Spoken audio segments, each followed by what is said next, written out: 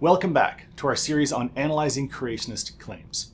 In today's video, we're going to take a look at how the word evolution can sometimes be used to refer to lots of different things that might not actually be associated with the biological theory of evolution.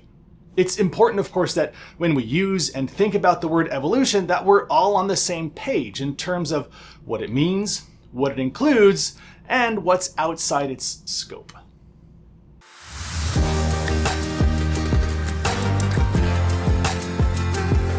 At the heart of today's video is the question, what do we mean when we talk about evolution? And rather than me trying to characterize what a particular version of creationism might claim, I like to stitch in videos where we can hear from them directly. Today, we're going to take a look at Kent Hovind and what he has to say about the word evolution. Kent Hovind is a fairly well-known young earth creationist. He once upon a time founded a ministry called Creation Science Evangelism. And currently, he runs a creationism-themed park called Dinosaur Adventureland. If you've ever watched any creationism video clips online, there's a pretty good chance that you've come across some of his stuff. Roll the clip. If somebody says, do you believe in evolution? I say, well, what do you mean? Well, evolution. Oh, which one are you talking about? There are 6 meanings to the word. Well, typically when folks are talking about evolution, they're referring to biological evolution, what Darwin first formalized and what modern biology focuses on. Now, it's true that the word evolution can be used in everyday language, like the evolution of a political party, or the evolution of a quarterback's career, or the evolution of a relationship. In that casual sense, evolution just means change over time. But in biology, it refers to the change in the heritable characteristics of biological populations over successive generations through mutation, selection, genetic drift, and so on. The distinction is important. Are you talking about cosmic evolution, the origin of time, space, matter? I don't believe in that, with the Big Bang. We'll talk about that in a minute. Okay, that's one use of the word evolution that I actually don't hear very often. There isn't a standard scientific theory that I'm aware of called cosmic evolution. At least, not in the sense that he's using it. The Big Bang is a thing, but that's a different thing. And it's not labeled with the word evolution. Are we talking about chemical evolution? Because according to the Big Bang theory, the Big Bang, produced hydrogen and maybe some helium. Well, then how did we get all these other elements? Do you want me to believe uranium evolved from hydrogen? Here, again, his labeling is off. The early formation of hydrogen and helium after the Big Bang, it's not called chemical evolution. It already has a name, Big Bang nucleosynthesis. As the universe expanded and cooled, conditions allowed protons and neutrons to combine into things like hydrogen, lithium, helium. But that's astrophysics and cosmology. Elements heavier than that, like carbon, oxygen, silicon, iron, those were forged later in stars through something called stellar nucleosynthesis. And uranium, well, that's a different story altogether, typically involving stars going supernova or neutron star collisions. So here, Hovind is expanding the word evolution far beyond its colloquial and typical usage to lump a bunch of things together. Which brings up, of course, stellar evolution. How did the stars form? Nobody's ever seen a star form. This one, stellar evolution, is actually a real term. But let's be clear, it has nothing to do with biological evolution. So in that sense, he's right. But stellar evolution refers to how stars change over the course of their lifetime. Star formation, the main sequence phase where it fuses hydrogen, and then, for stars like our sun, an expansion into a red giant that eventually sheds its outer layers and leaves behind a white dwarf. More massive stars end their lives much more dramatically, collapsing and then exploding as a supernova that leaves behind a neutron star or a black hole.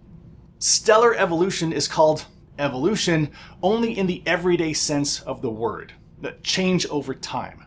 I highly, highly doubt that if someone were to ask you, do you believe in evolution? And you said, what kind? They'd say, well, the kind of evolution where hydrogen atoms fuse in the core of a star for a few billion years, and then the star swells into a red giant and collapses under its own gravity and maybe explodes into a supernova depending on its mass. That kind of evolution. Fourthly, there's going to have to be organic evolution. Life has to get started from non-living material. Nobody has a clue how that could happen. All right, here what he calls organic evolution in the research and education world would be called the theory of abiogenesis. Or, ironically, this one is sometimes called chemical evolution. How life could have originated from non-living complex molecules. And I actually do think this is worth clarifying.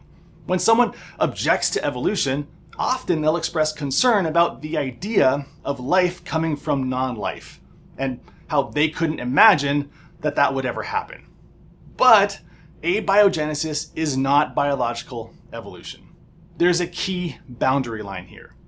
Evolutionary biology studies how life changes once it already exists, how populations diverge over time via mutation, selection, drift, gene flow. Darwin was focused on the origin of species, how species split and diversify once they're already here.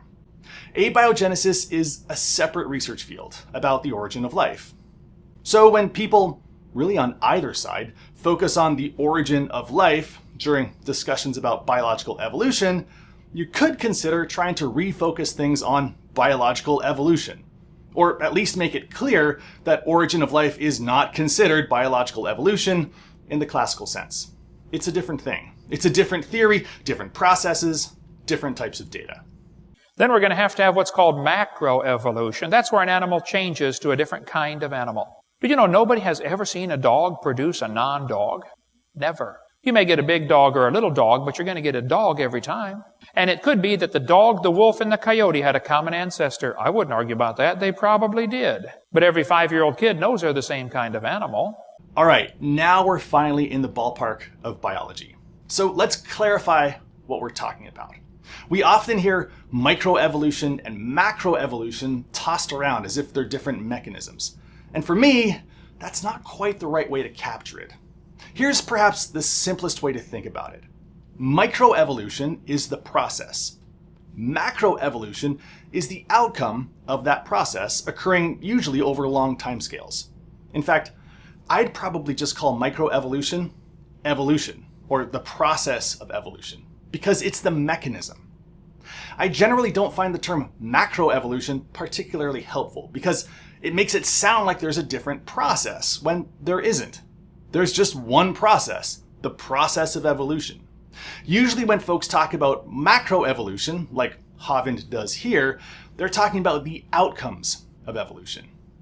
So if we're talking about speciation, we could actually just call it speciation. We don't have to relabel it macroevolution. If we're talking about the fossil record, then we could just call it the fossil record or fossil evidence. If we're talking about homologous structures or shared developmental pathways, then we can just use those terms. We don't need to lump all those things together and slap the word macro on top of them. It doesn't clarify anything. And for some people, it gives the false impression that there's some other process at work. When he says that nobody has ever seen a dog produce a non-dog, Nobody has ever seen a dog produce a non-dog. that's kind of a straw man argument. It's a misrepresentation of the process of evolution. No biologist or biological theory says that an individual dog would ever give birth to a completely different species. That's not how mutation or heredity or population change happens. Lastly, we have what is called microevolution. This is changes within the kinds. Now, that one happens. I'll go along with number 6. I think animals can produce a whole variety of offspring. You know, long hair, long-legged, short-legged. That happens. But the first 5 are purely religious. That's not science. We never observe any of those. So if you want to win the debate on evolution, simply define exactly what you're talking about. And you'll find all they ever give are examples of number 6, which there's no argument about it. It happens. But then they imply that that is somehow magically evidence for the other 5, and it is not. Like I said before, microevolution is just the process of evolution. The process whereby DNA changes in sex cells leads to new molecular machines called proteins and enzymes. These new proteins and enzymes sometimes produce new traits and characteristics. Those new traits and characteristics, if beneficial in a given environment, result in more offspring for the individuals that have those traits. And as this happens over and over and over again over long periods of time, it can lead to speciation. and Hovind says that he's actually okay with this process.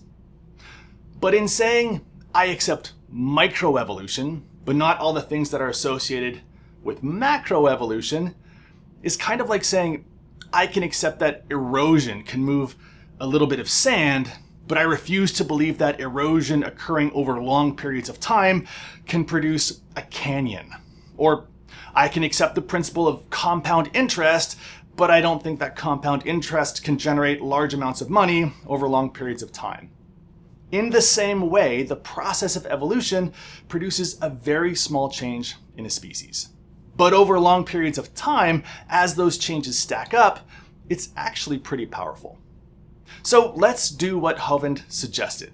Let's define what we're talking about, but let's do it correctly. A cleaner way to think about it could be if you're discussing how the universe expanded and cooled, how elements formed in the early universe, or how stars change across their lifetime, you're in the realm of cosmology, astronomy, and astrophysics. If you're talking about how life first emerged from non-life, you're in the origin of life research field, or in the abiogenesis research field. And if you're discussing how populations change and diversify and sometimes speciate, then you're in the realm of evolutionary biology. And of course, each of those other research fields use their own data, their own models, their own predictions, their own tests, and in no way, shape, or form do they look to evolutionary biology for validation. Well, that's all for today. Thanks for tuning in. I'll see you next time.